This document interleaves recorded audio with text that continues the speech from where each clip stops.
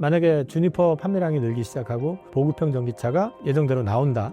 여기에 더해가지고 자율주행 이제 6월부터 그 일부 지역에서는 이제 시작이 되는 것 같은데요. 이런 것들까지 맞물려가지고 만약에 조금 더 긍정적인 그림을 그려진다고 그러면은 상반기가 어쩌면 2차 전지 업체 전반에 걸쳐가지고 업황으로 바닥이 나올 수도 있을 가능성은 있어 보입니다. 그런 맥락에서 봤을 때는 상반기가 가격적인 측면에서도 어쩌면 바닥이 될 가능성도 있다.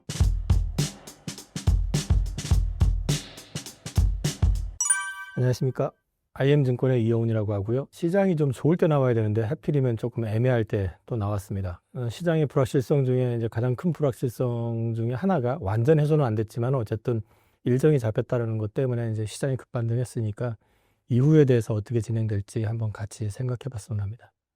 최근 국내 증시 상황은 어떻게 평가하시나요? 시장은 사실 지난주 어제까지만 하더라도 왜 하필 이 시점에서 공매도까지 재개를 하지 하는 생각을 했었죠. 일단 트럼프 대통령이 관세를 가지고 이거를 이제 단순히 협상용으로만 주고받고 하는 게 아니라 이제 아예 못을 박았잖아요. 4월 2일 날 미국 시장 기준으로 미국 해방의 날을 선언하겠다 하면서 이제 오늘 베센트 장관도 보니까 또 기사에 보니까 이제 트럼프가 직접 얘기하기 전까지는 자기 얘기 못한다 뭐 이런 식으로까지 얘기를 하고, 이렇게 되면 이제 우리나라 시간으로는 내일 모레 새벽이 될 것 같은데 이 관세와 관련된 노이즈가 좀 극도로 심각해진 상황인데, 문제는 뭐냐면 그동안에는 이제 보편관세 또는 이제 상호관세 얘기를 하면서 우리나라 입장에서 봤을 때 상호관세라고 했을 때 우리나라가 지금 사실은 그 미국하고 FTA를 체결하면서 관세를 거의 없애 놓은 상태이기 때문에 우리는 큰 피해 없을 거야 라고 생각을 했는데 지금 돌아가는 분위기로 보면 더티 50 안에 들어갈 가능성도 높고, 그 다음에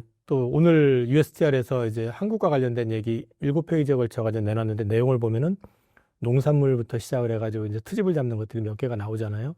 한국이 아마도 타겟이 되지 않겠느냐. 그러고 보니까 관세 하면서 3월 한 달 내내 난리를 쳤는데 글로벌 시장에서 가장 조용했던 지역이 있습니다. 그 지역이 중국입니다. 왜 중국이 조용하냐? 지금 트럼프 1기 때하고 비교해 보면은 미국으로의 수출도 많이 줄었고요. 그 다음에 또 실제로 보면은 그 수출 비중 자체가 그 미국 쪽으로 나가는 거는 한 10몇 프로 정도밖에 되지 않아요. 그러니까 이전보다는 데미지가 심하지도 않고, 그 다음에 또 중국에서 미국으로 들어가는 것들이 보면은 이 생필품 위주로 많이 들어가잖아요. 아무래도 그러다 보니까 뭐 아무리 욕을 하건 뭘 하든 지금 사실 미국에서는 특별히 방법이 지금 현재 없는 것들이고, 그러다 보니까 미국 입장에서는 아무래도 중국을 이기고 싶은데 이기기 위해서는 한국이나 일본이나 독일이 갖고 있는 기술 이런 거를 미국으로 끌고 와야 되는데, 바이든 행정부 때는 좋게 말로 하면서 오면은 뭘 해줄게 하는 인센티브를 주는 모양새를 취했다면은 트럼프 행정부에서 말 안 들으면 때리겠다는 식으로 지금 나오다 보니까 이게 이제 우리한테 직결되는 어떤 그림이 나오는 것 같습니다. 그래서 지금 우리 3월 내내 힘들었었고, 이제 4월 어제까지는 또 특히 그 공매도까지 이제 부과가 되면서 공매도만 어저께 뭐 엄청나게 1조 6천억 정도가 터지면서 시장을 크게 눌렀는데, 오늘은 일단 급반등이 나왔던 건 우호적입니다. 이게 이제 4월 4일 날 헌재에서 이제 선고 일정을 명시를 했기 때문에 정치적 불확실성이 하염없이 기약 없이 가는 거 아니냐라는 우려감이 일단 풀렸다라는 측면에서는 긍정적인데, 주목하셔야 되는 거는 환율입니다. 3월 내내 주가가 조금 부정적으로 흐르기 시작했던 것도 역시 마찬가지로 연초에 원화 강세가 나오다가 갑자기 원화 약세로 바뀌면서 달러가 약세인데도 불구하고 원화가 약세를 계속 보이면서 그랬거든요. 그래서 이제 이런 부분들이 향후에 환율의 어떤 방향성 이런 것들도 같이 봐야 되는 상황이고, 완전히 끝난 건 아니기 때문에 또 오늘 급등했다고 해서 환호하고 내일부터 고 이렇게 얘기하기에는 조금 일러 보입니다. 여전히 트럼프 관세와 관련된 부분이 남아 있고요. 그다음에 이제 그 헌재 선고가 남아 있잖아요. 근데 선고가 어떻게 되느냐에 따라서 외국인들의 시선에서 봐야 되거든요. 이제 국내 시선에서 보면 이쪽 편이 있을 수 있고 저쪽 편이 있을 수 있기 때문에 자기 나름의 시각으로 계속 정리를 하려고 하겠지만, 이거는 외국인들이 봤을 때 어느 쪽을 외국인들이 정치적인 어떤 안정 이런 거를 또 인정해주는 방향으로 볼 것이냐 하는 문제. 또 한 가지는 판결이 났었을 때 과연 한쪽 상대방 쪽에서 좋게 승복을 하고 말 것이냐, 이게 또 다른 노이즈가 될 것이냐 하는 문제 때문에 환율에 대한 부분들이 앞으로도 계속 중요할 것 같습니다. 그래서 지금 시점에서는 저는 일단은 최악의 국면은 단기적으로는 벗어났지만 아직 끝난 건 아니다. 그래서 이번 주간이 굉장히 중요한 한 주가 될 가능성이 높아 보입니다. 공매도 재개가 시장에 미친 영향은 무엇인가요? 앞서 말씀을 드렸지만은 일단 판결이 나왔을 때 이제 양쪽에서 승복하느냐에 대한 문제가 있을 것 같아요. 우선은 만약에 승복을 하지 않고 이게 좀 격하게 반응을 보인다 그러면 저는 우리 한국 증시 특히 이제 한국의 원화가 연초에는 강세였었잖아요. 연말 대비해서 강세를 보이다가 3월 초 들어오면서부터 이제 약세로, 그러니까 달러 대비로 약세 가고 글로벌 통화 대비로도 약세였었어요. 그래서 지금 일본 엔화가 작년 같은 경우는 910원, 심지어는 870원까지 들어갔었는데 지금 990원 선까지 와 있거든요. 그 얘기는 달러 대비로도 약세였었지만은 다른 통화 대비로도 약세였었다는 거죠. 그러니까 유독 약세였었다는 얘기거든요. 근데 그게 왜 그러냐라고 이제 보면은 그게 정치적인 리스크가 기약 없이 원래 3월이면은 결정 날 거라고 봤었거든요. 3월 초에. 근데 그게 지금 한 달을 끌고 온 거잖아요. 그 리스크가 지금 환에 반영이 된 거다라고 저는 보고 있습니다. 근데 이제 이게 어떻게 판결이 나느냐에 따라서 그 뭐 방향이 결정되는 부분도 있겠지만은 판결이 난 뒤에 과연 승복이 되고 이게 어떤 그 화합 내지는 결말이 마무리되면서 이제 마무리되는 어떤 국면으로 자연스럽게 넘어가 준다 그러면 원화가 강세로 확 돌면서 그간 이걸로 인해서 눌렸었던 부분들이 같이 반영이 되면서 급하게 올라올 수도 있어요. 근데 이게 또 확산이 되거나 아니면 시끄러워지면은 이게 또 다른 노이즈가 될 가능성이 하나 있고 또 한 가지는 앞서도 말씀을 드렸지만 외국인들의 시각에서 봤을 때 외국인들 기준으로 봤을 때 탄핵 인용이나 아니면은 기각이냐 이 부분에 있어 가지고 어느 쪽을 갖다 그들이 판단을 할 것인지 그 방향에 따라서 역시 마찬가지로 조금 방향성이 달라질 가능성도 있다. 철저하게 외국인의 시각에서 봐야 된다라는 것을 말씀을 드리고 싶고요. 지금 시점에서는 뭐 저기는 이런 부분들에 있어서 어느 쪽이 더 낫다 말다 아니다라고 말씀드리는 것보다는 그 부분을 좀 지켜보자는 쪽으로 말씀을 드리고 싶습니다. 공매도는 기본적으로 시장에는 중립적인 게 정상입니다. 그런데 이제 문제는 이 공매도라고 하는 거는 방향성의 베팅을 하는 거잖아요. 일종의 특정 주식은 사주고 특정 주식은 또 팔기도 하고 대개 보면은 공매도를 하게 된다는 얘기는 특정 섹터가 를 부정적으로 보고 있기 때문에 그쪽을 이제 팔기 위해서 주식을 빌려오는 거잖아요. 그런데 이게 왜 시장 중립적이라고 말씀을 드리냐면 그렇게 파는 주식을 갖다가 리스크 해칭을 하기 위해서 반대편으로 다른 거를 갖다 사게 되거든요, 보통. 근데 이제 문제는 이 공매도가 방향성을 가속화시키는 경향은 있어요. 그러니까 위든 아래든 어떤 너무 뚜렷하게 방향성이 보일 때는 그거를 그 방향으로 가속화시키는 효과가 있습니다. 예를 들어서 어제 같은 경우는 지난주에 분위기 안 좋았잖아요. 저기 미국에서 관세부가 세게 하는 분위기 나오고 한국이 타겟이 될 것 같은 얘기들도 많이 나오고 그런데 공매도까지 한다 그러고 근데 이제 지금 공매도를 하는데 보니까 뭐 2차 전지 주식, 조선주, 방산주, 뭐 반도체 이런 쪽으로 그 대차장고 많이 늘었다. 공매도 많이 나올 것 같아. 분위기가 그랬어요. 거기다가 환율이 1470원 근처까지 올라갔죠. 이렇게 된다는 얘기는 사실은 어제 같은 경우는 해필 개시 시점에서 아래로 빠질 가능성이 되게 높았었거든요. 그래서 아마도 공매도가 재개가 되자마자 1조 6천억 원 가량을 공매도를 집중했던 것 같고 그게 과매도를 불렀던 것 같습니다.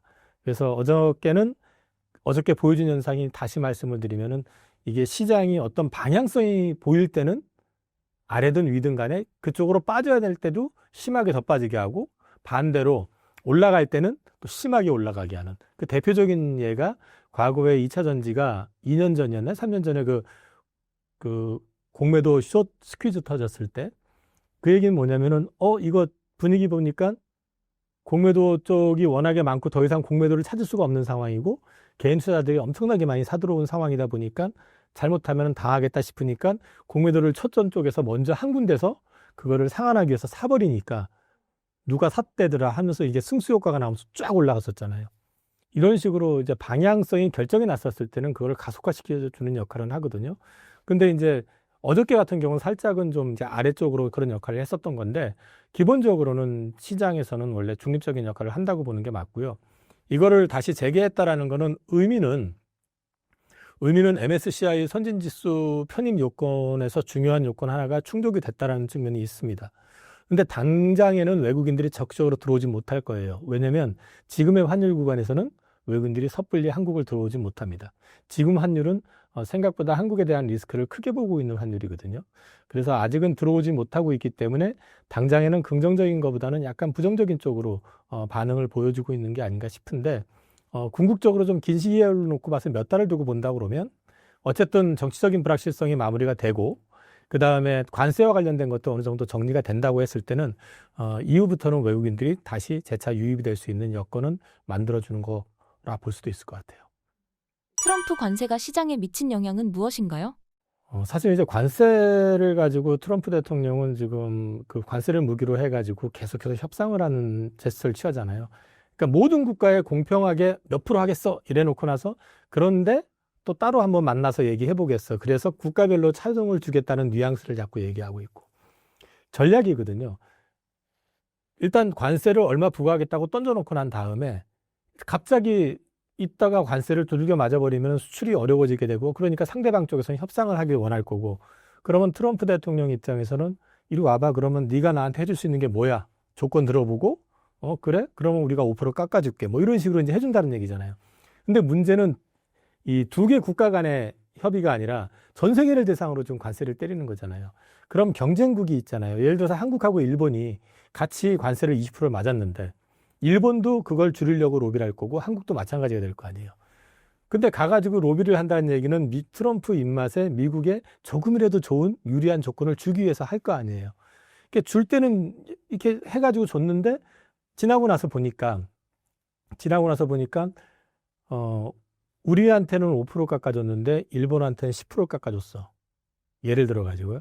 우리나라가 아직까지 미국한테 이렇게 막 대놓고 그랬던 기억은 전 본 기억은 별로 없는데, 어찌됐든 간에 그러면 그거를 갖다가 결과가 끝이 나고 난 다음에는 관세를 갖다가 더 맞은 입장에서는 기분이 안 좋을 수밖에 없죠. 그러면 보복관세가 나오는 거죠. 그죠? 그래서 이제 그 보복관세가 나올 수밖에 없어요. 우리가 보복관세를 한다는 얘기가 아니라 아무래도 여러 국가 중에서 이쪽은 좀 대우를 받고 우리는 못 받았다 이렇게 판단이 되면 이쪽에서는 들고 일어나게 되는 거잖아요. 그러니까 이제 이런 게 계속해가지고 노이즈를 만들 수 있는 건데, 이거는 사실은 이제 시작 국면이고요. 이게 앞으로 어떻게 될 것이냐 하는 부분들은 이미 미시간 그 기대 인플레 같은 경우는 5%를 넘어섰어요. 이 얘기는 무슨 얘기냐면 앞으로 물가 올라갈 것 같아. 이거가 이제 이미 원자재 가격에서도 반영이 되기 시작했고요. 그 다음에 미시간 소비지표 같은 경우는 22년 내 최저가 나왔습니다. 57인가? 이게 70 얼마에서 지금 급락을 했던 건데요. 이 얘기는 지금 분위기 보니까 야, 이거 내가 함부로 돈을 써가지고는 안 될 것 같은데, 긴축이 되는 거죠. 위축이 되는 거고, 그러면 경기 침체 노이즈가 나올 수가 있고, 물가는 올라가는데 경기가 떨어지면 이게 스태그플레이션이 되는 거잖아요. 이제 이런 리스크들이 자꾸 이제 부각이 되는 거죠. 근데 그럼에도 불구하고 트럼프가 지금 계속 이 짓을 지금 고수하는 건 뭐냐면, 그렇게 하면은 먼저 손들고 제가 미국에다 얼마 투자하겠습니다 이러면서 이제 손드는 기업들 나오잖아요. 우리나라에서도 나왔잖아요. 그러면 또 트럼프는 봐, 내가 이렇게 했으니까 얘네들이 와가지고 이렇게 하는 거 아니야, 과시하고. 이런 게 이제 차곡차곡 쌓아지기를 원하는 거죠. 그러면서 궁극적으로는 트럼프는 미국에서 모든 제조를 할 수 있는 여건을 갖추려고 하는 거고. 근데 문제는 그렇게 되면은 나머지 국가들은 일자리를 미국으로 고스란히 넘겨주는 모양이 되는 거죠. 그래서 이제 이 부분이 트럼프 의도대로 다 될지 여부는 좀 변수가 많아요, 아직은. 그래서 그렇게 된다라고 얘기할 수는 없지만 어쨌든 현재로서는 불확실성을 좀 키우는 요인이 될 가능성이 높다. 그리고 협상의 도구로서 미국과 1대1로 붙어가지고는 큰 소리 칠 수 있는 국가가 몇 개 안 되잖아요. 근데 이게 이제 앞서도 말씀을 드렸지만 초기 협상 과정에서는 그런데 이제 어느 정도 정리가 되는 시점에서 보면은 이제 그때부터 반발이 나오고 이런 부분들이 나올 수 있기 때문에 이거는 앞으로 경제에 생각보다 큰 여파를 미칠 수도 있기 때문에 요거는 좀 지켜봐야 된다. 그리고 요즘 이제 슬슬 다시 회자가 되는 거는 대공황 시절에 스무트 원리법이라고 해서 미국 하원 의원들이 발의해가지고 통과시켰던 그 관세 관련된 법인데, 이거 통과시키고 나서 실제로 시행했을 때 미국에서 최대 관세를 450%인가까지 매겼었거든요. 당연히 그러니까 수입은 확 줄어버리잖아요.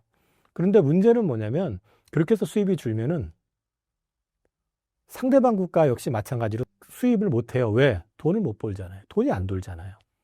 그래서 되게 이제 대공황을 불렀던 원인이 됐었던 측면도 있거든요. 그래서 그거를 모르지는 않을 거고, 이제 분명히 그 어딘가 선에서 문제가 생기면 좀 다시 완충하고 이래가면서 가지 않을까라고 생각은 합니다. 근데 어찌됐든 간에 트럼프는 지금 현재 관세를 이용을 해가지고 자국으로 산업을 유치하려고 하는 목적은 분명히 가지고 있고, 이게 지금 현재 글로벌 경제 그리고 증시에 혼란을 지금 가져다 주고 있는 원인인 것 같습니다. 최근 미국 증시가 조정받고 있는 이유와 미국 투자에 대한 견해는 어떠신가요? 작년까지는 미국 예외주의가 통했죠.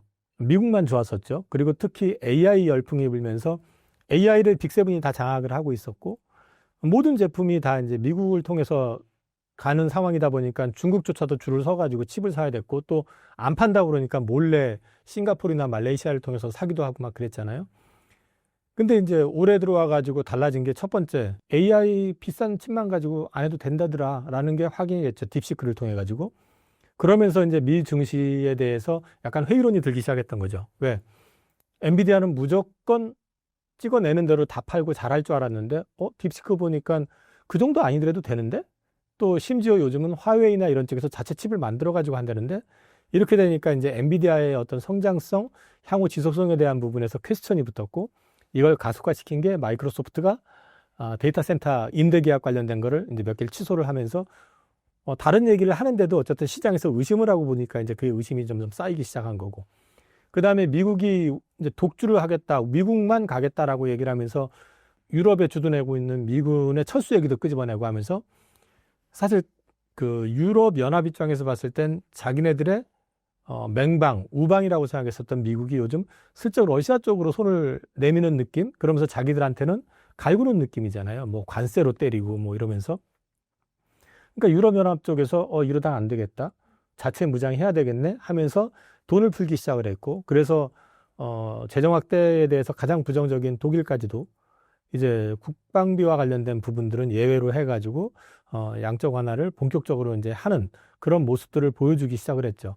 그러다 보니까 유럽연합 쪽에서 주가가 움직이기 시작하는데 제일 먼저 움직였던 거는 방산주들입니다. 그래서 방산주들이 굉장히 급하게 올랐고요.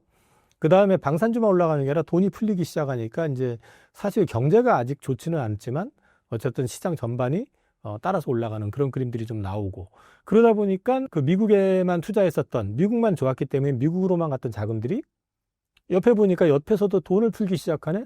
근데 트럼프는 더 이상 돈 풀 생각 없다고 얘기를 하고, 그 다음에 내내 올랐었으니까 몇 년 동안 내내 올랐던 그 고밸류 부담 느끼고 있는 데다가 더 성장하기가 만만치 않겠는데 하고 눈치를 딱 보고 있는데 갑자기 중국에서 딥시크 빵 터지고, 또 이번에 이구환신 내놓고, 양회를 통해 가지고 또 소비 진작책 내놓고, 유럽연합에서는 돈 풀어가지고 국방 무장하고, 그 다음에 이제 경기 부양 얘기 나오고 하니까 그 자금들이 이탈이 되기 시작했던 거죠. 그러면서 이제 미국은 고밸류에 대한 부담을 느끼고 있었던 차에다가 AI의 버블 얘기가 나오기 시작하면서, 버블이라기보단 제가 보기엔 이게 이제 AI 쪽으로 성장에 대한 기대치가 높았었던 부분들이 일정 부분, 이것도 버블이라고 할 수도 있겠네요, 조금 제어가 되기 시작하다 보니까 이제 그 자금들이 이탈이 됐던 것 같아요. 그래서 이머징 마켓을 위시해 가지고 유럽연합, 중국 뭐 이런 쪽으로 쭉 자금들이 나가기 시작하면서 미국 증시가 조금 약해진 측면이 있는 것 같습니다. 현재 주목할 만한 주식은 무엇인가요? 국산 기준으로 말씀을 드리면, 우선 저는 그 레거시 제품이 지난번에 나왔을 때도 말씀을 드렸을 텐데, 중국 쪽을 통해 가지고 들어왔을 때 이제 쇼티지 얘기 나오고 있고 가격 오르고 있다. 실제로 지금 가격이 올라가고 있고요. 얼마 전에 마이크론 테크놀로지 같은 경우는 낸드 가격을 10% 인상을 통보를 했습니다. 이거는 아마 삼성하고 하이닉스도 마찬가지로 하게 될 것 같고요. 그런 맥락에서 본다 그러면은 반도체 같은 경우는 레거시 회복을 기점으로 해가지고 반등이 시작이 될 것 같아요. 이미 됐죠. 그래서 이제 반도체 쪽 같은 경우는 차후에도 이제 레거시 쪽 회복 가능성은 하반기 10월 들어가면은 윈도우 10이 이제 그 업데이트가 종료가 되고요.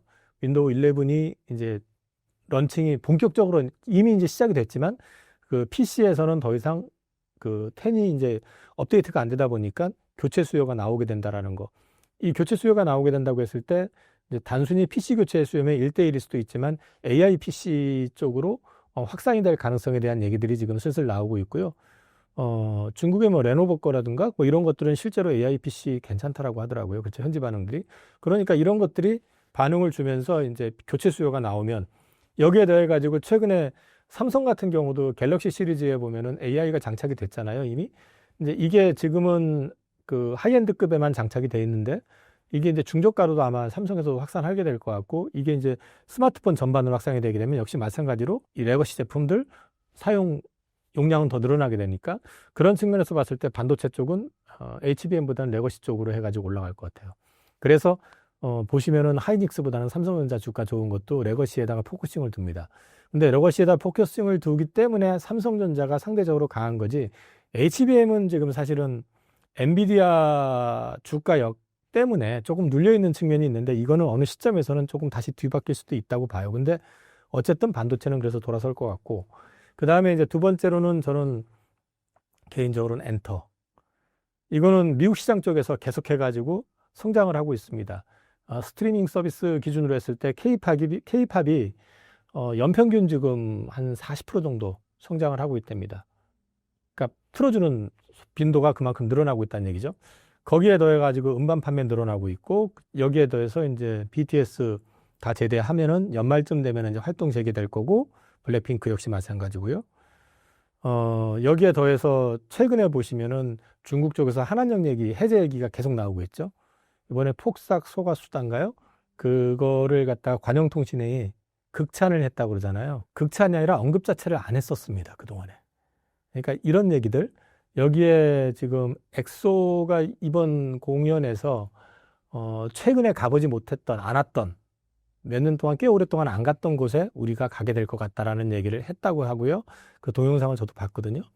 그리고 블랙핑크의 제니가 이제 중국 쪽 그 SNS 계정을 통해 가지고 현지 팬들한테 인사했던 거 이런 것들이 이제 가능성을 높이고 있고 최근에 어제 나온 기사였나요? 시진핑 주석이 에이펙 참여할 것 같은 뉘앙스의 기사가 나왔죠.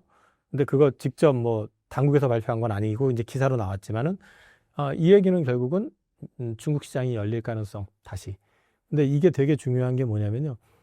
지금 최근에 보시면은 음반 판매량이 늘고 있어요. 중국 쪽으로. 근데 이게 만약에 열리기 시작하면 공연 시장이 열린다는 얘기인데 한한령 이전에 그 엔터사들 전체 매출 비중에서 중국 시장이 차지하는 비중이 한 20% 중반 정도 됐었어요. 근데 지금은 이게 한 자릿수예요. 그렇기 때문에 그만큼의 매출이 커질 수 있다라는 거. 이런 것들을 볼 수 있다라는 거고요. 그다음에 이제 세 번째로 전 보고 있는 거는 몇 년째 계속 지금 좋다라고 얘기하는 거지만 조선입니다. 조선은 USTR 쪽에서 이제 공지 띄웠던 그 중국에서 만든 배라든지 중국 국적사 선사들 이제 미국의 항구에 입항했을 때 뭐 수수료 부과한다라는 거, 페널티 부과하는 거, 또 미 해군 부활 프로젝트 관련된 거, 미국 LNG 프로젝트와 관련된 이 부분들이 매칭이 돼 있거든요. 이것들이 한꺼번에 지금 진행이 되는 구조이다 보니까 얼마 전에 며칠 전이죠. 그 미국의 그 에너지 회사 한 군데에서 중국으로 발주하려고 해서 했던 LNG 벙커링 회사 선박을 취소를 하고 한 기사가 났었습니다. 그게 이제 단적인 예가 이제 이런 부분에 대한 규제를 대비하고 있는 건데 아마도 이것과 관련된 부분들이 행정명령을 준비하고 있다라는 기사도 났었고 그다음에 USTR 같은 경우는 지금 현재 이제 듣는 기간 이미 공고는 해놓은 상태에서 이제 주변 의견 듣는 기간인 것 같은데 빠르면 6월 뭐 그때쯤이면 어느 정도 결정이 나지 않을까. 그러면은 조선 같은 경우는 사이클이 굉장히 길어질 수 있다. 그런 긍정적인 측면이 있어 보입니다. 그 외에 저는 바이오는 글로벌화되는 플랫폼 위주 기업으로 해서 좋아질 것 같고요. 지금 현재는 관세 때문에 두들겨 맞고 있지만 현대차 그룹 역시도 저는 지배구조 개편 가능성은 계속해서 보셔야 될 것 같습니다. 올해 개인 투자자들의 상반기 투자 전략은 어떻게 세워야 하나요? 1월, 2월 달은 시장 트렌드에 맞춰서 하게 되면은 다 순환매가 돌아가지고 다 올랐어요. 웬간한 거 사놓으면 올라가고 하는 패턴이었는데 3월 들어서면서 제가 지난달에 아마 약간 난이도가 좀 올라가는 그림이 나올 것 같다라는 말씀을 드렸었고요. 지금 현재 시점에서는 오늘 4월 1일이니까 기점으로 봤을 때는 이번 주에 이슈가 많아요. 미국 시간 4월 2일로 관세 관련된 거 트럼프가 발표를 하는데 어떻게 말할지를 모르죠. 생각 이상으로 세게 말할 수도 있고 우려를 잔뜩 하고 있었는데 생각보다 덜 할 수도 있는 거니까 거기에다가 4일 날이면 헌재 이제 판결이 나오잖아요. 그 판결 결과에 따른 외국인들의 반응, 이게 또 되게 중요할 수 있습니다. 그래서 환을 계속 보셔야 된다는 말씀을 드리고 있고요. 그래서 일단 주 초반 또는 이 결과에 따라 가지고는 월 중반까지는 좋지 않은 방향으로 간다 그러면 좀 눌릴 수도 있고, 좋은 방향으로 가면 생각보다 빠르게 튈 수도 있고, 그런 상황이기 때문에 지금 시점에서는 단정을 짓긴 좀 어려울 것 같아요. 양쪽을 다 열어놓고 지켜봐야 되는 상황이고, 이 와중에 어떻게 해야 되느냐 하면 일정 부분은 현금은 갖고 계셔라. 많이 튄다 하더라도 욕심을 좀 덜면 되는 거고, 오히려 반대 상황이 나왔을 때는 현금을 갖고 있으면은 오히려 좀 싸게 살 기회를 가져갈 수도 있기 때문에, 그거는 저는 일단은 아직은 현금을 풀베팅할 때는 아니다. 그 정도 말씀드릴 수 있을 것 같습니다. 삼성전자 주가가 5개월 만에 6만 원대를 회복한 배경이 무엇인가요? 제가 삼성전자에 대해서 안 좋은 얘기만 하다가 2월 들어와가지고 제가 이제 스탠스를 좀 바꿨었고요. 바꾸면서 얘기했던 거는 중국 얘기를 했었습니다. 이구한 신정책 때문에 처음으로 스마트폰까지 이제 보조금을 주다 보니까 스마트폰 교체 수요가 생각보다 빨리 일어나고 있다. 그래서 지금 이제 DDR5라든지 이런 쪽은 쇼티지 나고 있다. 그래서 레거시 가격이 올라가면서 레거시 쪽 회복되는 그림 나올 것 같습니다라는 말씀을 드렸고, 그게 실제로 나타났고요. 이게 양회에서도 마찬가지로 이제 소비 진짜책을 추가로 발표를 했고요. 최근에도 보시면은 레거시 제품 가격은 계속 오르고 있습니다. 여기에 이제 웨스턴 디지털을 기점으로 해서 키옥시아하고 마이크론이 가격 인상을 지금 랜드 쪽에서 단행을 했고요. 하이닉스, 삼성 역시 마찬가지로 가게 될 것 같고요. 그러면은 지금 이 가격 인상을 키옥시아하고 마이크론 같은 경우는 고정가와 관련된 거지만, 그 이전에는 사실 고정가가 아니라 현물 가격 위주로 이제 반등을 했었던 건데, 이제 고정 가격이 그래서 2분기, 3분기 되면서부터 오르기 시작할 것 같습니다. 이 얘기는 1분기가 그 레거시 제품 기준으로 봤을 땐 실적이 바닥일 가능성이 높다. 그리고 이제 3월 하순 들어오면서 갑자기 삼성전자가 강하게 올랐었어요. 3월 말을 기점으로 해가지고 공매도를 앞두고 상대적으로 주가 밸류가 편했었던 삼성전자 쪽으로 이제 롱 베팅이 좀 들어왔었던 것 같아요. 그리고 이제 그런 것들이 영향을 받아가지고 삼성전자가 좀 강하게 올랐었던 측면이 있고, 여기에 대해 가지고 이재용 회장이 그동안 말씀을 거의 안 하시다가 갑자기 사직생 발언을 했었죠. 근데 이게 그 뭐 어느 정도 효과가 있는지 여부를 떠나가지고 그동안에 침묵하고 있다가 첫 마디가 이제 사직생에 대한 발언을 했다라는 게, 이제 시장에서는 과거에 고 이건희 회장님이 이제 프랑크푸르트 선언하셨던 그런 어떤 뉘앙스를 기대했던 것 같습니다. 그래서 그런 기대감도 일정 부분 반영이 되면서 삼성전자 주가가 상대적으로 좀 강세를 보였던 것 같습니다. 최근 이재용 회장의 사직생 발언의 의미는 무엇인가요? 제가 이제 기사를 캡처를 했는데요. 여기에 이제 쭉 보시면은 삼성다운 저력을 잃었다. 사직생의 각오로 위기에 대처해야 된다. 이제 이런 뉘앙스로 이제 주문했다고 돼 있는데, 여기에 지금 언급한 걸 보시면은 21세기를 주도하며 영원할 것 같았던 30대 대표 기업 중 24개가 무대에서 밀려났다. 그만큼 절박하다라는 얘기고, 삼성 역시도 사실은 주도했던 반도체 글로벌 리더였었는데 지금 리더 자리는 뺏겼잖아요. 어쨌든. 이제 그런 부분들을 이제 코멘트 한 거라고 봐요. 그래서 이제 이 부분에 있어서 결국은 핵심은 뭐냐면 기술적 리더십을 상실한 거죠. 그래서 이제 첫째도 기술, 둘째도 기술, 셋째도 기술이다라고 이제 강조했다고 하니까 되게 원론적인 발언이죠. 원론적인 발언인데 오늘로서 첫 공식 발언이라는 점, 이게 이제 포커싱이 된 건데, 조금 아쉬운 거는 제가 그 이건희 회장님 프랑크푸르트 선언 하셨을 때 받았던 느낌은 충격이었거든요. 마누라와 자식만 빼고 다 바꿔라, 이제 이렇게 아예 대놓고 말씀하셨었기 때문에 그만큼 삼성의 어떤 체질 개선, 이거를 굉장히 세게 말씀하셨고, 실제로 구미공장에서 스마트폰을 500억 원어치를 불태워 버렸었단 말이에요. 불량품 없앤다고.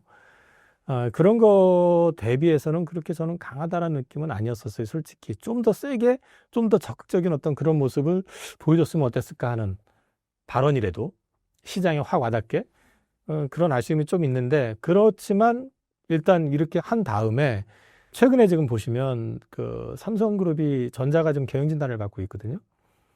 여기서 이제 뭔가 결과물이 나오면 거기에 따라서 이제 굉장히 센 어떤 액션이 나올 가능성이 있다. 두 번째는 이재용 회장이 직접 중국을 방문했죠. 보아우 회담에 참석을 했고 시진핑 주석을 접견을 했고요. 그리고 BYD와 샤오미 회장을 직접 만나러 갔습니다. 근데 옛날 같으면 이재용 회장이 둘을 만나러 가는 게 아니라 둘이 이재용 회장을 만나러 왔을 텐데 지금 상황이 좀 바뀌었다라는 좀 아쉬움은 있지만 또 한편으로는 그만큼 이재용 회장이 발로 뛰고 있는 거 본인 오너로서 본인의 어떤 절박감 이런 것도 좀 표현해주는 그 모습이 아니냐 그런 측면에서 의미가 있어 보입니다. 그리고 동시에 여기서부터 이제 향후에 보셔야 되는 거는 경영진단이 나올 것이고 어떤 방향이 결정이 났었을 때 이때는 이제 이재용 회장을 바라보게 될 것이고 그러면은 오너로서 그룹 장악력이 어느 정도 되는지를 테스트하는 무대가 될 가능성도 있다. 그래서 그 부분은 지금 당장의 내용보다는 앞으로 나올 걸 더 지켜보셔야 될 것 같습니다. 최근 이재용 회장의 중국 관련 적극적 행보가 의미하는 바가 무엇인가요? 우선 그 현대차 정의선 회장은 미국을 가서 백악관 앞에서 기자회견을 했잖아요. 우리가 210억 달러를 투자하겠습니다. 막 이러면서. 근데 이재용 회장은 중국을 갔습니다. 그 차이가 뭐였겠냐 이제 먼저 보시면 미국을 가가지고는 현재 삼성이 할 수 있는 게 별로 없어요. 자, 파운드리 사업 같은 경우도 빅7, M7이라고 하는 쪽이 전부 TSMC하고 거래하고 있죠. 그리고 미국 가가지고 지금 뭐 레거시 디램을 파는 그런 상황도 아닌 거고. 그러면 현실적으로 봤을 때 지금 삼성에서 주력을 해야 되는 시장은 중국입니다. 그리고 만난 사람이 아까 샤오미하고 BYD였잖아요. 전기차. 그래서 아마도 사업적 협력 파트너 구축을 하기 위해서 방문을 했었던 것 같고 아마 차량용 반도체 쪽으로 해가지고 포커싱을 하고 또는 거기에 전장 사업 관련된 사업 부분이 많거든요. 반도체뿐만 아니라 디스플레이도 전장에 들어가죠. 여기에 더해가지고 배터리도 만들죠. 또 스피커, 하만, 그죠? 그렇기 때문에 이제 자동차 업체 쪽으로 포커싱을 해가지고 집중적으로 이제 공략을 들어간 거 아니냐 싶고요. 저는 이게 가장 실리 있게 잘 한 거라고 저는 생각을 합니다. 개인적으로는. 아마도 이재용 회장 입장에서는 지금 이재용 회장이 HBM을 독촉할 위치는 아니잖아요. 그쪽은 전담하시는 분이 따로 계시고, 그 다음에 그쪽에서 해결을 해줘야 되는 부분이기 때문에, 오너로서 지금은 현재 자동차, 차량 쪽에 관련되어 있는 비즈니스 쪽에 뭔가를 얻기 위해서 더 이제 적극적으로 행보를 보이고 있는 거 아니냐. 그런 측면에서는 굉장히 의미 있었다라고 말씀드릴 수 있을 것 같아요. HBM4 시장에서는 삼성전자의 활약을 기대할 수 있을까요? 삼성전자는 HBM4를 얘기하기 전에 이게 3 쪽 콜 테스트 통과가 먼저 돼야 돼요. 오늘도 기사가 나왔던데, 일단 은근히 지금 얘기하는 건 한 6월 정도를 기대하고 있는 것 같습니다. 그리고 최근에 뭐 감사를 받았고 감사에서도 긍정적인 평가를 받았다 이런 얘기들이 지금 나오고 있는데 이게 지금 3 버전으로 했을 때 8단은 이미 하이닉스하고 마이크론은 납품이 시작이 된 상태잖아요. 완판이 돼 있는 상태예요, 사실은. 근데 삼성은 이제 지금 테스트를 받고 있는 입장이기 때문에 HBM4를 얘기하기는 너무 일러요. 아직은 먼 얘기고 지금은 3를 일단은 해야 되는 거고 심지어 지금 하이닉스 같은 경우는 12단 샘플도 지금 제공을 했어요. 그렇기 때문에 지금 너무 그 4를 얘기하는 거는 좀 섣부른 것 같은데 최근에 이제 삼성전자 같은 경우는 작년 말에 일단 반도체 설계를 바꿔버린다. 그래서 1A 버전으로 있던 걸 1C 버전으로 해가지고 만들고 그거를 HBM4에 적용을 하겠다. 그래서 기왕에 3에서는 3나 3E에서 늦어진 걸 4에서는 우리가 일거에 만에 하겠다라고 얘기를 하고 있는 건데 이 부분 관련해 가지고도 이미 하이닉스 같은 경우는 4와 관련된 이제 샘플이나 이런 것들이 지금 제공이 되고 있는 상태로 알고 있거든요. 그렇기 때문에 삼성은 어쨌든 최대한 따라붙어야 되는 입장인 거지 삼성이 지금 당장에 이것 때문에 이쪽 시장을 다시 주도하고 리더십을 회복할 수 있다라고 얘기하기는 조금 섣불른 것 같고요. 그럼에도 불구하고 어쨌든 지금은 그래도 작년 대비해 가지고는 긍정적인 얘기들이 간혹 들리는 것 같아요. 좀 진심으로 이 부분에 있어 가지고 좀 대응을 하려고 하는 것 같다. 그리고 그런 맥락에서 봤을 때는 이전보다는 그래도 조금 기대해 볼 만하지 않나 싶습니다. 올해 국내 반도체 업황은 어떻게 전망하시나요? 레거시는 2분기부터 회복할 것 같아요. 그래서 이제 실제로 이제 실적도 2분기부터는 반도체 실적이 더 좋아지는 분위기가 나올 것 같고요. AI PC로 이제 교체 수요 아까도 잠깐 말씀을 드렸는데 이거는 결국 PC 가격이 얼마만큼 떨어져 주느냐. 뭐 가격이 너무 터무니없이 비싸면은 교체 주기가 왔다 하더라도 섣불리 바꾸진 못할 거 아니에요. 그리고 또 이제 AI 쪽에서 소프트웨어 뭐 요즘 그 챗GPT 통해 가지고 지브리 스타일로 뭐 바꿔주고 뭐 이런 것들 많이 나오잖아요. 저도 해봤거든요. 재밌더라고요. 근데 뭐 그걸 떠나 가지고 저도 이제 챗GPT라든지 그록이라든지 이런 걸 통해 가지고 궁금한 거 한번 질문을 해보고 어떻게 답변 나오는지 보는 걸 이제 해보는데 제가 한 3, 40분 이상 끙끙거려야 되는 걸 갖다가 뭐 순식간에 이렇게 쫙 뽑아주고 하니까 괜찮더라고요. 근데 이제 문제는 이거를 단순히 뭐 서류 작업 이런 측면이 아니라 이게 이제 비즈니스 영역으로 확장이 되려고 그러면 소프트웨어가 좀 더 완성도도 높아야 될 거고 더 많은 부분들이 나와야 될 거 아니에요. 이제 그거에 따라서 아마 AI PC 도입의 속도가 좀 달라질 것 같아요. 근데 이제 그게 빨라지면은 생각 이상으로 사이클이 좋아지는 그림이 나올 거고 생각보다 이렇게 빠르지 않으면은 좀 완만해질 것 같고 HBM 같은 경우는 삼성전자가 변수인데요. 엔비디아 향으로 해가지고 본격 참여 여부에 따라서 이제 그 캐파는 이미 공급과인 상태예요. 캐파 자체는. 근데 이제 납품이 안 되니까 납품이 아무래도 덜 되다 보니까 이제 그런 부분에서 쇼티지가 나오고 하는데 요거는 삼성이 얼마만큼 엔비디아 향으로 물건을 빨리 내놓을 수 있느냐, 나가게 할 수 있느냐 하는 부분이 변수가 될 것 같은데 일단 올해는 큰 변수는 없을 것 같고요. 아마도 혹시 변수가 나온다고 그러면 내년 그때 이후에 삼성이 HBM4에서 얼마만큼 빨리 따라붙느냐 이런 것들이 이제 변수가 될 것 같습니다. 그래서 종합적으로 말씀을 드리면 1분기는 반도체 사이클에선 저점일 것 같고요. 2분기, 3분기는 계속적으로 상승의 흐름을 보일 것 같습니다. 제2의 딥시크가 쏟아지고 있는 상황에서 한국의 AI 미래는 어떻게 전망하시나요? 딥시크가 준 이제 효과, 긍정적인 거는 사실 한국은 딥시크 나오기 전까지만 해도 AI는 포기했었어요. 네이버에서 소버린 AI를 한다고 하면서 만들었는데 그거에 대해서 클로바엑스가 평이 좋지는 않았잖아요. 그래서 그것도 좀 문제가 있었고 뭐 여러 가지 면에서 한국은 거의 AI에서는 끝났다라는 분위기가 많았는데 딥시크가 나오면서 내용을 보니까 엔비디아의 최고 사양이 아닌데 제한된 칩을 가지고 저렇게 만들어낼 수 있다면 우리도 할 수 있잖아 하는 게 정서적으로 이제 확산이 됐던 거고 그러고 난 뒤에 갑자기 뜬금없이 LG가 뭐 엑사원에서 DB라고 하는 게 이제 굉장히 오히려 그 딥시크보다 수능에서는 수리 영역에서 더 앞섰다 뭐 이런 얘기도 나오고 뭐 너도 나도 또 이제 AI 하겠다 이렇게 나온 거잖아요. 그런 맥락에서는 굉장히 동기부여가 굉장히 강하게 된 거니까 긍정적으로 볼 수 있고요. 또 최근에 보면 네이버의 창업주인 이해진 CEO는 아니지만 복귀를 했죠, 이분이. 다시 네이버 역시 마찬가지로 AI 쪽에서 굉장히 강한 드라이브를 걸겠다라는 의지를 표명을 한 상태입니다.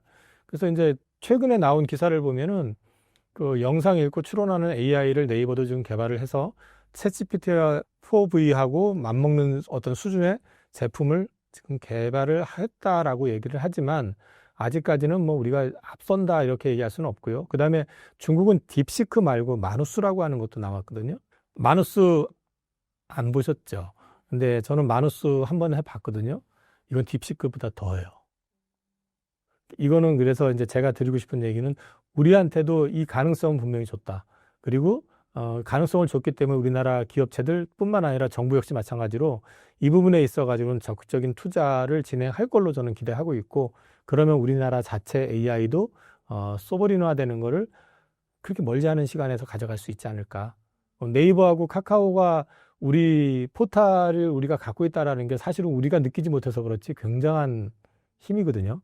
그런 맥락에서 봤을 때 AI 역시 마찬가지로 우리 주권을 가져야 된다는 측면에서 봤을 때는 앞으로도 계속해가지고 지켜봐야 될 거고 응원해줘야 될 것 같습니다. 최근 2차 전지 주가와 업황에 대해서 어떻게 보시나요? 2월까지는 그때 2월 달에 2차 전지 주가 올라갈 때 이거 순환매다. 그러니까 바닥 찍고 돌아서는 그림은 아니다라고 말씀을 드렸고요. 이게 이제 2월 말 들어가가지고 트럼프 리스크, 그러니까 트럼프 리스크라고 하는 거는 관세 얘기도 있지만은 이제 트럼프가 워낙에 세게 기존에 뭐 보조금 제도라든지 이런 혜택 주던 걸 다 없애버리겠다고 얘기했었던 거하고 또 하나는 이제 에코프로 BM이 거래소 이전하겠다라고 얘기했는데 그거를 전격적으로 철회를 했죠.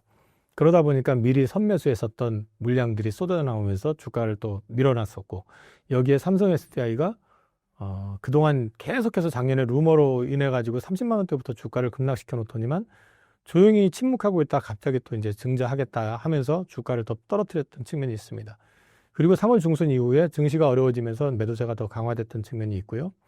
여기에 더해 가지고 이제 펀더멘탈이 아무래도 지금 실적이 안 나오고 재무적으로 악화가 되다 보니까 지금 상장사 중에서 금양이 최근에 이제 거래 정지가 됐고요. 감사 의견 거절이 됐고, 그다음에 여타 기업들 역시 마찬가지로 실적 악화 우려감 이런 것들이 반영이 됐던 것 같습니다.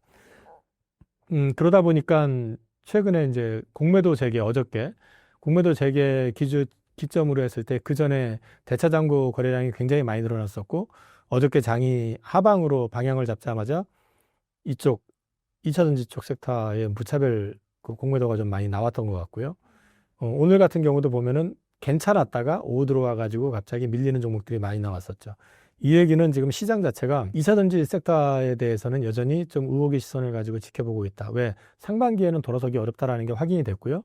그다음에 1월, 2월 달에 글로벌 전기차 판매량이 늘었고, 유럽 쪽에서 판매량이 늘었다 해서 그럼 좋아지는 거 아니야라고 기대를 했는데, 우리나라 업체들 실적 그 컨퍼런스 얘기 들어보면 별로 좋을 것 같지는 않고, 그 이유가 1, 2월 달에 그 유럽 쪽에서 늘어난 판매량의 상당 부분은 중국산 배터리가 들어간 것 같아요. 그래서 우리한테는 큰 도움이 되지 않았기 때문에 최근에 2차 전지는 좀 약간 시장에서 버려진 듯한 모습을 보여주고 있습니다. 외국산 관세 25% 부과가 국내 2차 전지 업체에 미치는 영향은 무엇인가요? 이게 이제 북미 공장 가운데서 결국엔 또 미국 외부에 있는 공장들 같은 경우는 경쟁력이 약화될 상황이 또 이제 부각이 될 수밖에 없잖아요. 그러면 관세를 또 맞아야 되니까. 그렇지 않아도 또 여기다가 또 자동차 쪽 관세 부과 얘기까지 맞물려 버리다 보니까 이것 때문에 주가가 좀 하락이 됐었고, 또 한 가지는 이제 자꾸 트럼프는 지금 보조금 없애겠다고 얘기를 하니까 보조금 관련된 이슈 역시도 이제 계속해 가지고 좀 부담을 주는 상황. 그래서 지금은 문제가 뭐냐면은 배터리 업체들 같은 경우는 이미 좀 다 투자가 들어가 있는 상태잖아요, 미국으로. 그러니까 협상을 하고 자시고 할 게 없는 거예요. 트럼프가 이게 줄다리기를 좀 하려고 그러면 우리도 뭐가 줄 게 있거나 아니면 좀 뺄 게 있어야 되는데 이미 다 줘버린 상태이기 때문에 트럼프 입장에서는 협상하자고 해봤자 내가 왜 니들을 만나 이렇게 돼버리면 끝이 나는 거잖아요. 그러니까 천상 이 배터리 업체들 같은 경우는 어디를 쳐다볼 수밖에 없느냐면은 그 주 의원들은 정치적인 입장 때문에 어쨌든 자기 지역구 주 내에 공장이 있으면은 아무래도 보조금 문제라든지 이런 부분들에선 방어를 해줄 수밖에 없을 테니까. 그런 부분들을 이제 지켜봐야 되는 상황. 조금은 답답한 상황이죠. 근데 이제 미국의 공장에 대한 활용 방안에 대해서 이렇게 만약에 지속이 된다 그러면은 또 다른 고민이 좀 나올 수도 있을 것 같고요. 이게 지금 배터리 공장 관련돼 가지고 미국 쪽에 있는 미국 내에 있는 한국 그 배터리 공장 이렇게 라인들인데 대부분이 다 사실은 그 공화당 지역구 쪽이 많이 들어가 있는데, 이 엔솔이 지금 온타리오의 스텔란티스하고 합작 공장이 있고, 포스코 퓨처엠이 퀘벡의 GM이랑 합작 공장이 있고요. SK온이 역시 퀘벡의 BM 포드랑 같이 합작 공장이 있습니다.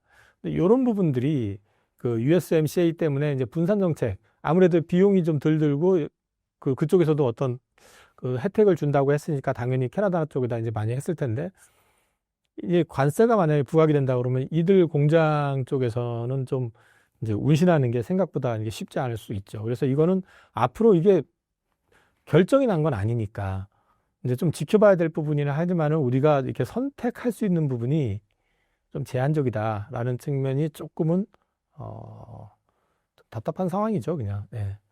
근데 여기에 지금 보면 도널드 트럼프 해가지고 이제 쭉 정리해 놓은 내용이 있습니다. 근데 여기 보시면은 맨날 그 치고받고 뭐 관세 때리겠네 뭐였네 하고 쌩 난리 쳐놓고 나서 또 통화를 며칠 전에 했어요. 거기 총리하고. 그래 놓고 나서는 또 갑자기 또 우리 많은 얘기했고 좋은 얘기했어 또 이러면서 또 슬쩍 또 흘리는 이 트럼프의 이제 그 SNS 글이거든요. 이 얘기가 결국은 뭐냐면은 이거는 가봐야지 알아요. 아직은 몰라요. 그 25% 진짜로 관세를 때릴지 여부도 그때 가봐야 될 것 같고, 이거는 그때 가서 다시 고민을 해야지 지금 너무 이거 가지고 크게 고민하고 그래봤자 답도 안 나오지만 너무 예단하는 걸 수도 있다. 네. 이번 인터배터리 행사에서 주목할 만한 이슈가 무엇인가요? 인터배터리 같은 경우는 이번에는 솔직히 말씀드리면은 워낙에 분위기가 싸해서 그랬는지는 모르지만 또 더더군다나 해필이면 인터배터리 하는 시점 전후해가지고 이슈들이 좀 많이 터졌었잖아요. 갑자기 에코프로비엠이 거래소 이전 철회해버리고 뭐 이러면서 분위기 완전히 흐려버린 상황이었었기 때문에 뭐 특이점 같은 건 없었어요. 근데 이제 24년도에는 그 삼성 SDI가 전고체 배터리 양산 얘기하면서 주목을 받았었는데 올해는 아무래도 이제 그 생산 시작됐고 이제 양산을 통해 가지고 수율 양산 이런 부분들이 이제 언급이 될 수 있는 건 46파이 배터리 쪽이었기 때문에 3, 4 모두 이제 46파이 배터리와 관련된 부분들 이런 쪽과 관련된 얘기들이 많았었던 것 같고요. 그다음에 이제 그 ESS 배터리 관련해 가지고 이제 그 미국 LG가 26년에 이제 애리조나에서 이제 생산 시설 가동할 거다라는 얘기 정도 있었던 거. 그리고 이제 중국산에 대한 그 25% 관세 부과할 경우에 이제 테네시, 오하이오 등에서도 역시 그 ESS 배터리 향으로 해서 이제 전환을 할 거다. 이 정도 얘기 외에는 기술적으로 무슨 작은 회사가 뭐 우리도 뭐 한다 하는 게 좀 있긴 했었는데 그거는 뭐 이번엔 별로 볼만한 건 없었던 것 같고요. 삼성 SDI하고 제가 LG엔솔 관련해 가지고 주요 내용만 좀 정리를 했는데 중요한 거는 여기에 그 전고체 배터리 작년에 사실 이제 삼성 SDI가 히트 쳤는데 저는 그때 가가지고 대놓고 물어보고 했을 때 좀 애매하다 싶었는데 이번에 양산 일정을 27년 하반기로 구체화시켰습니다.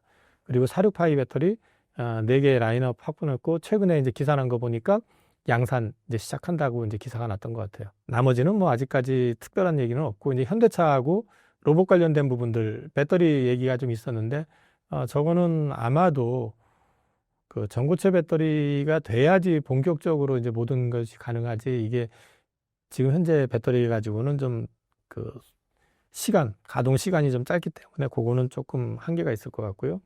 LG엔솔 같은 경우는 이제 24년도에 주저리저리 여기에 있었지만 25년도에는 그냥 46파이 배터리 관련된 거 라인업 최초로 공개를 했고요. 관련해서 여기가 지금 이제 그 테슬라 쪽으로 46파이 배터리가 이제 들어가야 되는 상황이기 때문에 아직까지는 지금 들어갔다는 얘기를 못 들은 것 같은데 그게 이제 들어가게 되면서 그게 본격 양산이 나온다 그러면은 배터리 쪽에서는 또 하나의 어떤 혁신이 될 수도 있는 그런 제품이기 때문에 앞으로 좀 지켜봐야 될 거고 그다음에 이제 믿음있게라든지 이런 중저가 제품 공략한다라는 얘기 그 정도 있었던 것 같습니다. 포스코와 에코프로 그룹은 어떠한 상황인가요? 현재 구간은 사실은 이제 최악의 국면에 진입한 상태고요. 재무적인 리스크를 점검하는 기간까지 온 것 같아요. 그래서 지금 실적을 가지고 크게 기대할 수 있는 부분은 없고, 최근에 이제 재무적인 리스크를 얘기를 하기 시작하는 게 전부 투자 규모를 줄이거나 연기하거나 이제 축소하거나 이런 것들이 좀 나오기 시작하고 있고, 거기다가 지금 아직까지 배터리 업체가 완전히 돌아서려고 그러면 기존 재고를 소진해야 될 거고 미국 시장 쪽에서 크게 올라와야지 우리는 일단 우선적으로 기대할 수 있는 부분이 있기 때문에 그쪽에 대한 확신이 아직은 좀 덜한 상태다. 그래서 지금은 뭐 에코프로나 포스코나 똑같이 생존 구간 진입에 따라 가지고 현금 흐름 관리의 중요성이 좀 부각이 되고 있는 시점인 것 같고요. 포스코 같은 경우는 그룹 전체가 이제 비주력 자산이라든지 부실 자산을 갖다가 정리하고 그 다음에 현금화하고 투자 일정을 좀 조정하고 있는 상황이고 에코프로 그룹 같은 경우는 투자 일정을 조정하고 있는 것 같고요. 에코프로머티가 최근에 4천억 정도 산자배정 증자를 통해 가지고 자금을 마련을 했죠. 이런 식으로 해가지고 재무적인 안정성을 좀 높이려고 노력을 하고 있는 것 같아요. 포스코 그룹 같은 경우는 이제 코퍼레이트 데이에서 나왔던 얘기를 가지고 이제 그룹 전체를 좀 말씀을 좀 드리면 철강은 1분기 때 어찌됐든 간에 작년 대비해서는 좀 작년 4분기 대비해서는 개선은 되는데 본격 개선은 아니다라고 얘기를 하고 있습니다. 그리고 포스코 인터내셔널 같은 경우는 2분기부터 이익은 좋아진다. 그래서 1분기는 전분기, 그러니까 작년 4분기 대비해서는 살짝 좋아지는 정도. 그리고 이제 우리가 이제 지켜봤었던 그 리튬 공장 관련해 가지고는 작년 말에 아르헨티나 1공장하고 광양 2공장이 준공이 됐거든요. 근데 이제 광양 1공장은 3월부터 포스코 퓨처엠하고 SK온으로 수산화 리튬이 공급이 개시가 됐고요. 이 공장은 이제 램프업 단계에 있어서 연말에 이제 가동이 될 예정이라고 하고요. 아르헨티나 3공장을 요거는 이제 탄산리튬을 생산해 가지고 이거를 한국으로 갖고 와서 수산화 리튬을 전환해서 이제 생산하려고 하는 공정을 지금 현재 준비 중이다라고 지금 얘기를 하고 있는 것 같습니다.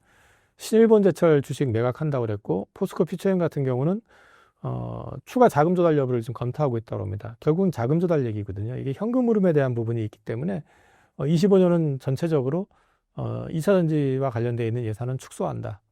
그리고 이제 포스코 하게 되면 항상 이제 리튬을 쳐다보게 되는데 리튬 흑자 전환 시점은 26년 이렇게 얘기를 하고 있는 것 같고요. 주 공장이 램프업이 완료가 될 경우에는 한 물량의 70% 정도는 내년부터 본격적으로 판매가 될 거다. 그래서 내년부터 흑자 전환이 나올 거다라고 기대를 하고 있는 것 같습니다. 에코프로 그룹 같은 경우는 BM이 거래소 이전을 철회를 했죠. 근데 이거 다시 하반기에 진행할 거라고 또 최근에 기사가 나왔더라고요.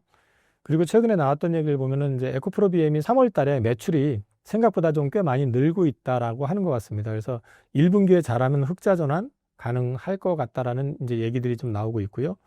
에코프로 머티 같은 경우는 이제 전구체 시장 자체의 대부분이 다 중국 회사이기 때문에 몇 개 안 되는 비중국 회사라는 측면에서 프리미엄이 좀 있는 것 같고, 현재 캡티브 고객 외에 2곳의 신규 거래선을 확보한 상태인데 25년도에도 추가로 2곳 정도를 더 거래선을 확보하겠다라고 얘기를 하고 있습니다. 지금 현재 최근에 유럽 쪽 판매 회복이 지금 계속 일어나고 있기 때문에 에코프로 그룹에서는 이제 에코프로 BM에 대한 기대감을 좀 갖고 있는 부분이 있는 것 같고요. 먼저 말씀을 드렸지만은 현금 흐름에 대해서 계속해서 주목해야 되고, 그다음에 이 시장이 회복될 때까지는 안정적 현금 흐름을 유지하기 위해서 에코프로 그룹 자체에서도 투자 일정을 조정한다든지 이러면서 리스크 관리를 하고 있는 것 같습니다. 일단은 지금 최근에 미국 쪽에서도 전기차 판매량이 늘었어요. 테슬라가 많이 줄었음에도 불구하고 늘었다라는 건 의미가 있고요. 그다음에 이제 테슬라 주니퍼가 지금 일단 인도되기 시작했기 때문에 3월부터는 테슬라의 어떤 주니퍼 역시 판매량이 늘기 시작하고 있거든요.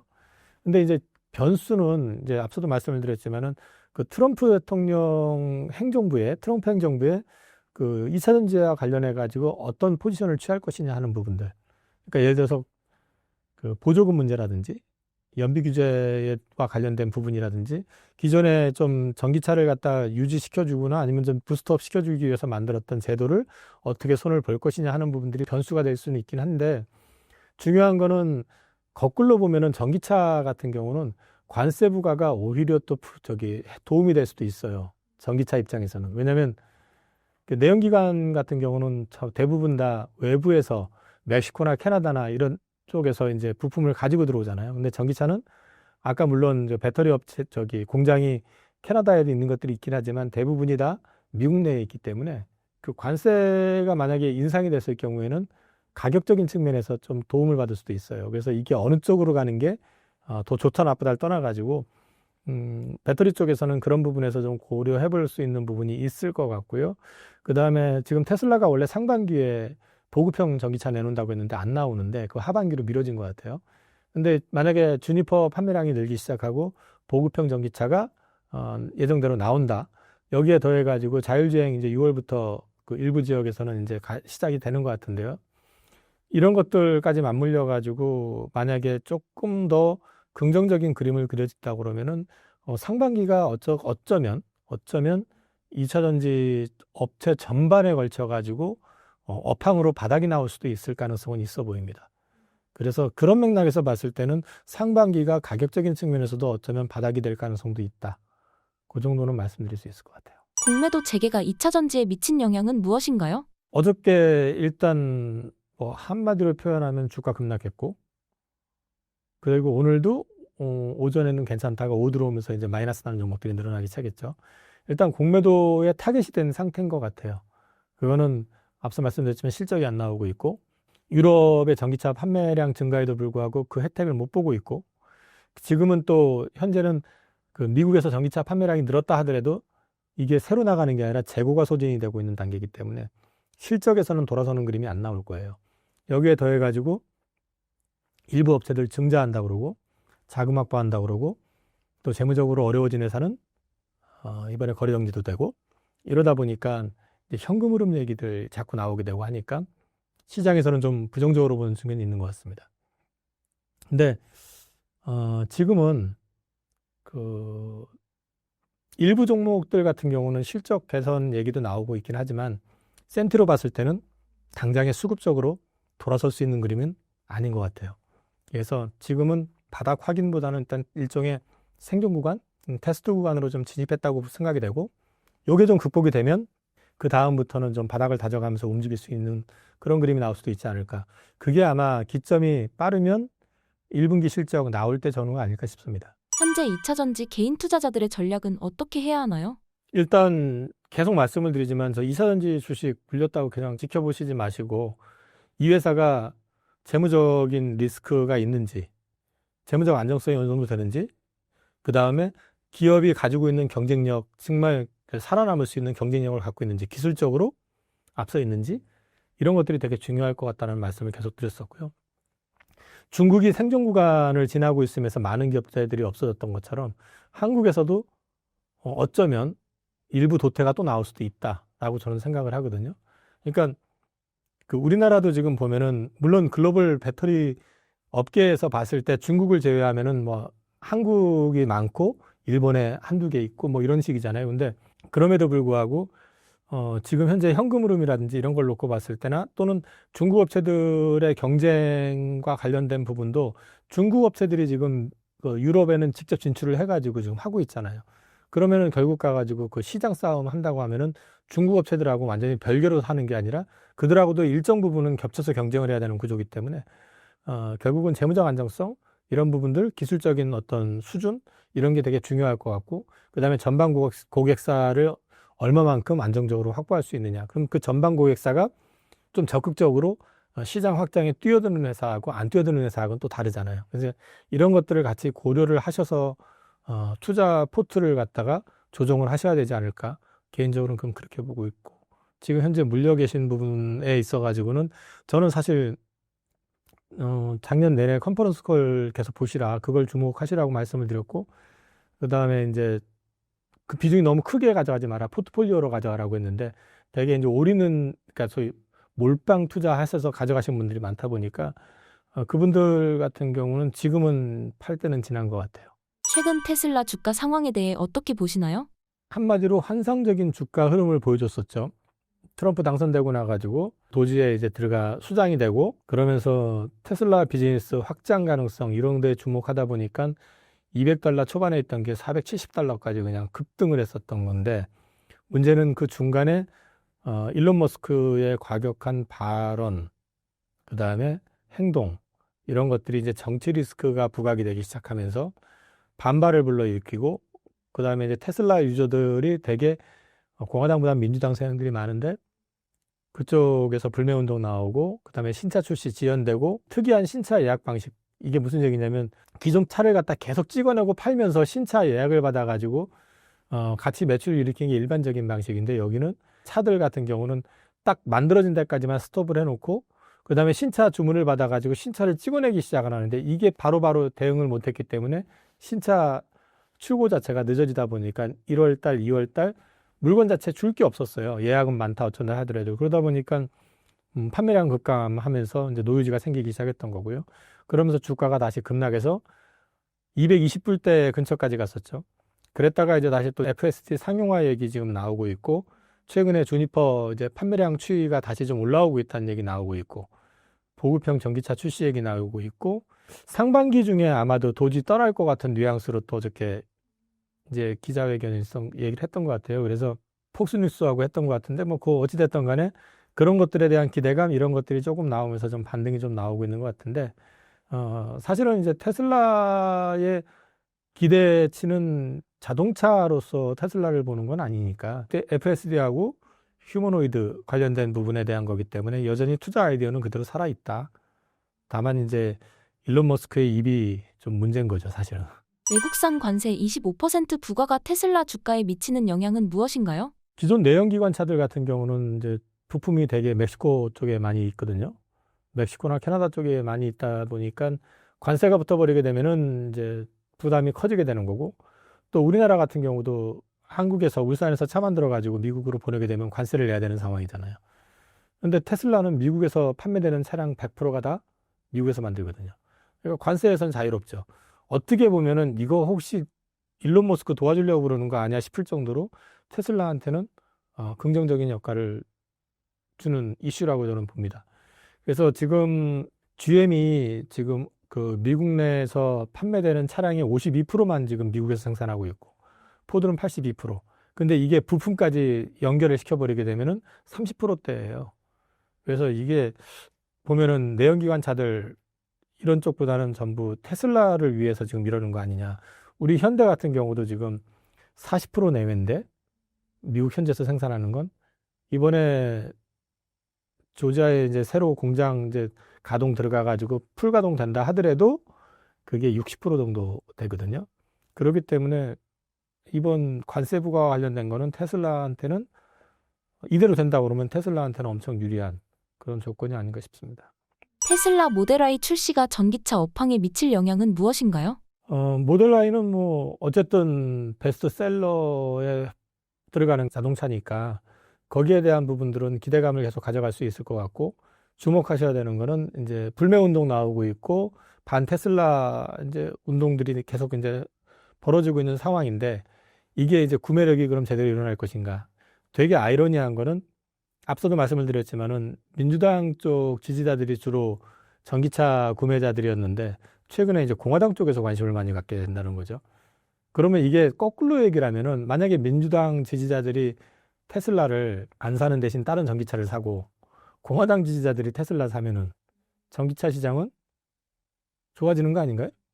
뭐 그런 기대 아닌 기대감도 조금 갖게 되는 것 같아요. 그래서 이 부분은 어떻게 이제 반응을 할지는 좀 지켜봐야 될 것 같지만, 저는 일론 머스크가 정말 이상한 짓만 하지 않는다 그러면은 전기차 뭐 업황에는 좀 긍정적으로 작용할 거라고 좀 보고 있습니다. 올해 휴머노이드 로봇 옵티머스의 성장성에 대해 어떻게 평가하시나요? 휴머노이드 로봇 관련해 가지고는 여기 젠슨왕 CEO가 지금 언급해 놓은 거 제가 캡처를 해놨는데, 지금 완전히 보편적으로 이용하는 데는 5년도 안 남았다라고 얘기를 하잖아요. 2030년까지 글로벌 휴머노이드 시장이 100만 대 정도가 될 거라고 지금 얘기를 하고 있고요. 그 다음에 지금 26년에는 한 30만 대, 30억 대가 아니라 30만 대 운영될 걸로 좀 전망을 하고 있는데, 이게 지금 저기 유니트리라고 하는 중국 회사가 있거든요.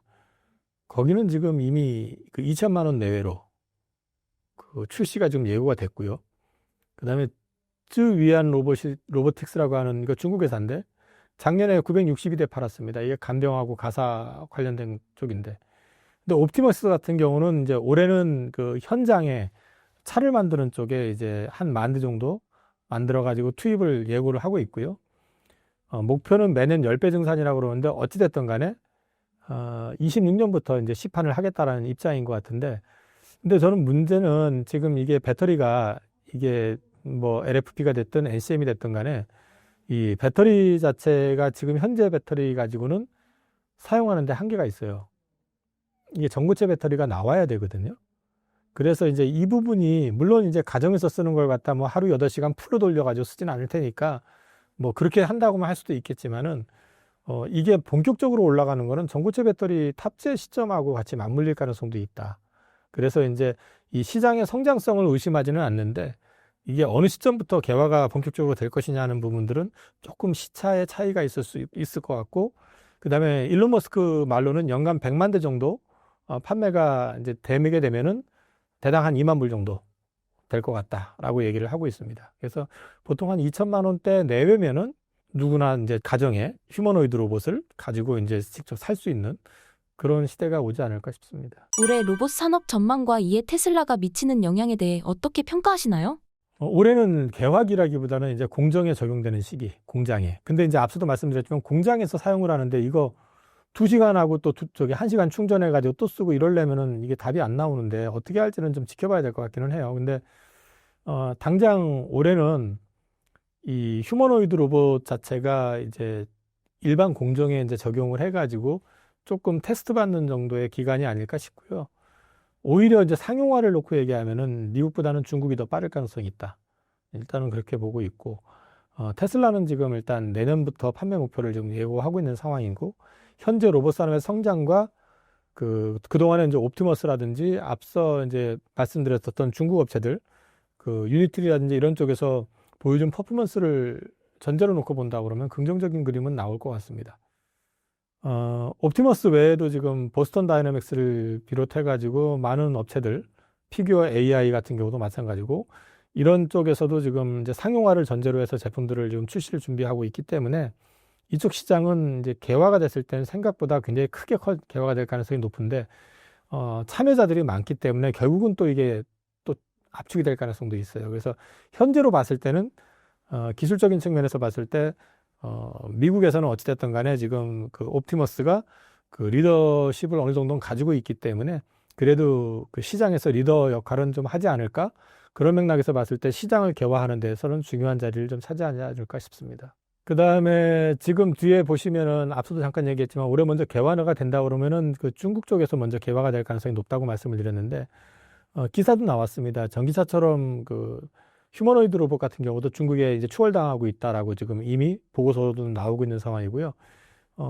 지금 제가 옆에 오른쪽에 그림에 지금 나와 있는 건 영상인데 제가 그냥 캡처를 했던 건데 저거 사이드 플립이라고 해가지고 옆으로 이렇게 한 바퀴 도는 거거든요. 근데 이런 그림들을 갖다가 지금 이 정도가 아니라 그냥 걸어가고 있는 휴머노이드 로봇을 덩치 큰 사람이 발로 세게 차도 쓰러지거나 넘어지지 않고 그 균형을 유지하면서 이제 버틸 수 있는 그런 기술까지 지금 갖추고 있기 때문에 생각보다 지금 중국 역시도 마찬가지로 이쪽 시장에서는 굉장히 크게 준비를 하고 있고 굉장히 강력한 경쟁자가 될 가능성이 높다.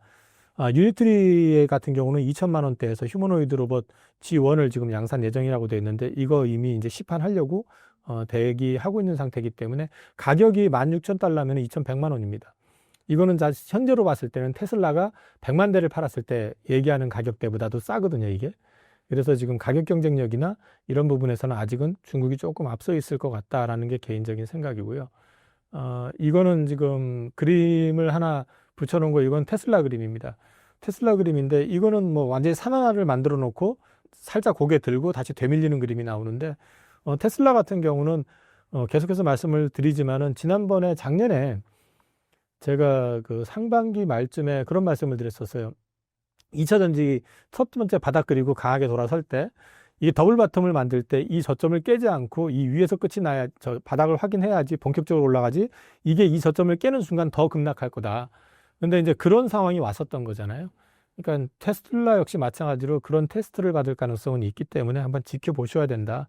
그런 맥락에서 말씀을 드릴 수 있을 것 같고요. 요것도 같이 이제 주봉으로 지금 나온 건데 주봉을 보시면 더 편합니다. 직전 저점대가 220달러 전후가 이제 200달러에서 220달러 전후가 여기 지금 강하게 지금 자리 잡고 있는 자리가 이제 그 자리인데 요 그림들을 놓고 보셔도 지금 가격대는 저점대 구간에 있는 것 같기는 해요. 근데 이걸 깨지만 않는다 그러면은 조금 기대해 볼 수 있는 부분들은 좀 있을 거고, 이걸 만약에 깬다 그러면 조금 더 빠질 각오를 해야 되는데 저걸 깬다는 얘기는 또 한 번 일론 머스크가 무슨 사고를 친다는 얘기이기 때문에 그렇지 않기를 바라야죠. 신사임당 시청자분들을 위한 한마디 부탁드립니다. 시장이 지금 오늘 4월 1일 기점으로 봤을 때 이번 주가 되게 중요할 것 같습니다. 앞서도 말씀을 드렸지만 이번 주에 따라서 그 월 초반이 생각보다 굉장히 긍정적으로 갈 수도 있고요. 또 되게 부정적으로 갈 수도 있을 것 같아요. 그래서 요번 주 흐름을 좀 잘 유념해서 보시고 그 다음에 시장을 대응하시더라도 이게 예를 들어서 이제 정치적인 리스크가 해소가 됐다 한다고 해서 우리 주식만 주구장창 올라갈 수는 없습니다. 좀 관세 리스크라든지 트럼프 리스크라는 게 남아있기 때문에 그것이 어떻게 진행이 되는지를 지켜보셔야 되는데 트럼프의 궁극적인 목적은 관세를 통해 가지고 감세를 하려고 하는 그쪽에 목적이 있다고 놓고 본다 그러면은 저는 어느 시점부터 다시 미국 시장도 그렇고 좀 긍정적인 그림을 그려줄 가능성도 있다고 보고 있기 때문에 그때까지는 조금은 보수적으로 너무 적극적으로 들이대시는 것보다는 좀 방어적으로 시장을 보시면서 대응하시는 게 어떨까 싶습니다.